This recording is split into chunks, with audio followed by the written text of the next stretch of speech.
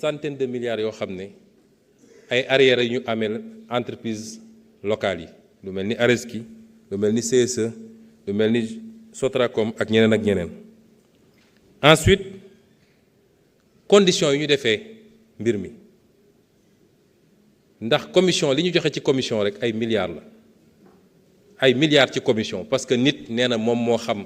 tubaab ya moo waxtaan ak ñoom moo leen andi nga mun ko jox commission ay milliards et milliards muy doon des surcoûts sur le projet. Et bi ci mujjee mooy ñoom xaaruñu sax parce que boobu gisuñu lu dul élection ñu lancé travaux yi te ñi nga xam ne ñoo financé programme bi muy suñu partenaire Grande-Bretagne dafa am ay clauses yoo xam ne dañ ko ci dugaloon bokk na ci il faut ñu def les études d'impact environnemental loolu nag ñun lañ koy defaral ndax yoon yu bëri dañ koy defar ñaari at ñetti at mu yàqu parce que lan defoo étude d'impact environnemental ba xam lan la mën a yàq ci environnement bi wala lan na environnement bi mën a yàq ci moom ban qualité sol nga am bu tawee ban direction la cours d'eau yi di jaar et cetera yii yëpp moo tax bi ñu ñëwee ñu ne nañu teggi suñu tànk xool ci la ñu commencé waxtaan ak suñu partenaires yi heureusement ñoom it un gouvernement travaille si ñëw au pouvoir ci diggante bi temps yii recevoir naa un de leurs ministres ñu waxtaan ñoom dañu ne ñun amuñu problème pour ngeen renégocier parce que lii ngeen wax ni jaaduwut loolu d'accord nañ ci ba ci nag le contenu local parce que ñun dañu bëggoon au minimum 30% jëm kaw ñu jox ko des entreprises locales kon yii moo taxoon tamit ñu suspendre il faut que sénégalais yi xam leen ñun ñoo leen gën a yàkkamti am résultat ñun ñoo leen gën a yàkkamti am résultat mais nag yàkkamti bu la taxee nga escamoter sa fondation kër gëm naa ni di nga tabaxaat de moo tax nañu defar mbir yi nañ ko war a defaree à la base boobaa loo teg mu dëgër boo bëggee gratte-ciel di nga ko am incha allah. wax nañu affaire SN La Poste comme toutes les autres sociétés nationales en difficulté mais loolu c'est le bilan malheureusement bi ñu fi fekk Poste dañ ko yàq au fil des ans man may nekk fii député j'avais adressé une question écrite au gouvernement sur la situation de la Poste et de la Poste Finance déjà bi may nekk député dans les années 2017 ñetti directeurs yi fa enchaîné wu pour une entreprise boo xam ne waruloon dépasser peut-être 1000 ou 1500 agents mi ngi presque aujourd'hui à 4000 recrutement politique foo jëlee dugal moo di la masse salariale boo xam ne attanu ko parce que li ñu war a xam mooy société yooyu yëpp état bi waru fa woon di fay ay salaires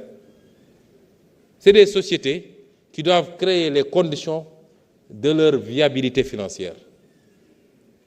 c'est la même chose pour Air Sénégal c'est la même chose pour SAPCO c'est la même chose il y a des sociétés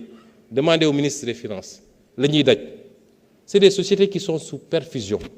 et pourtant l'État n'a pas d'obligation de le faire kon ñu ngi liggéey ci restructuration bi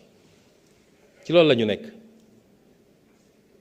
pression yi mun na bëri lool secteur boo jël santé éducation nationale travailleurs des collectivités locales keneen ak keneen wax naa ni am na lu ma doon xaar keroog j'ai reçu des syndicats de l'enseignement supérieur may leen am na lu may xaar pour ñu commencer discussion bi dajale syndicats yëpp ñu waxtaan parce que ni ñuy waxee rebasing budgétaire noonu laa bëggee ñu def rebasing social le système n'est pas viable c'est pas seulement le système de ces établissements de ces sociétés nationales c'est le système de la fonction publique dans sa globalité la masse salariale n'est pas tenable pour le Sénégal te leen waralu ko lu dul des recrutements clientélistes 29 000 agents qui ne correspondent à aucun emploi loolu foog nga ni c'est normal pour un pays comme le Sénégal ku ñu nommé rek nga commencé jël carnet bi boo paree ci village bi jël commune bi boo paree ci commune bi jël département bi ça ne peut pas marcher comme ça et on donne aux gens des droits ay CDI et l'autre jour le ministre de la fonction publique me disait que dans le droit de la fonction publique ay CDI ak ñoom seen ça n'existe pas il n'y a pas de base légale pour ce genre de contrat mais on a surchargé un État ne peut pas vivre comme ça. L'autre élément c'est les disparités qui ont été créées dans la masse salariale te li koy andi mooy ku yooxu rek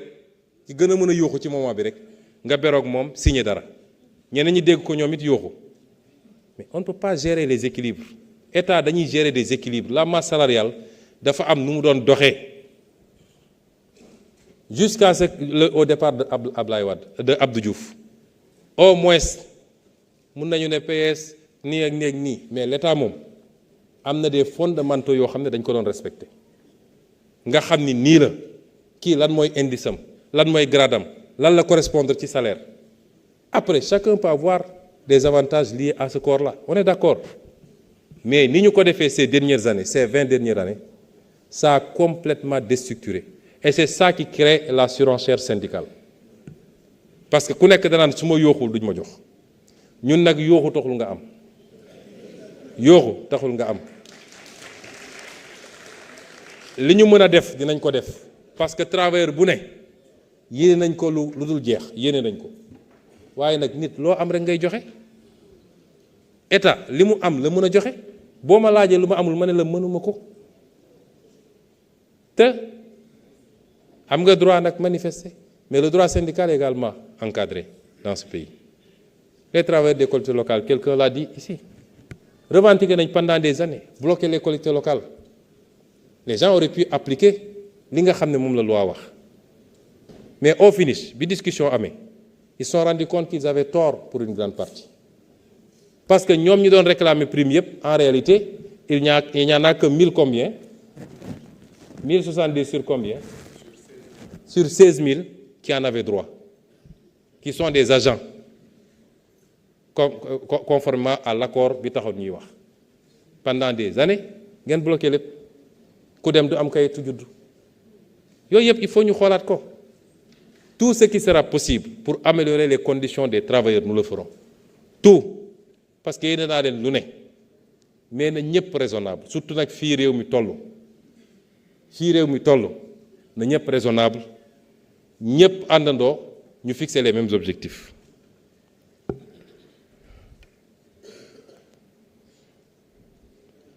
Maintenant, pour la question du logement, les loyers.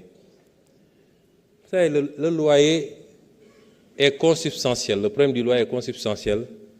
à la question de l'accès au logement. Qui peut accéder au logement, moi, louer. Maintenant, c'est exacerbé par un phénomène, moi, quand tout le monde prend la même direction, parce qu'il faut venir à Dakar. C'est ça le problème du loyer. Moi, les solutions qu'on y apporte, c'est d'abord cette approche de polarisation parce que soo fexee ba Sénégal fu ne am pôle boo xam ne mun na téye lu bëri ci ñi fa bokk defe naa ma riirandoo bi dem benn place dina wàññeeku. Deuxième bi mooy l'accès au logement social. Le ministre de l'Urbanisme est en train de faire un bon travail.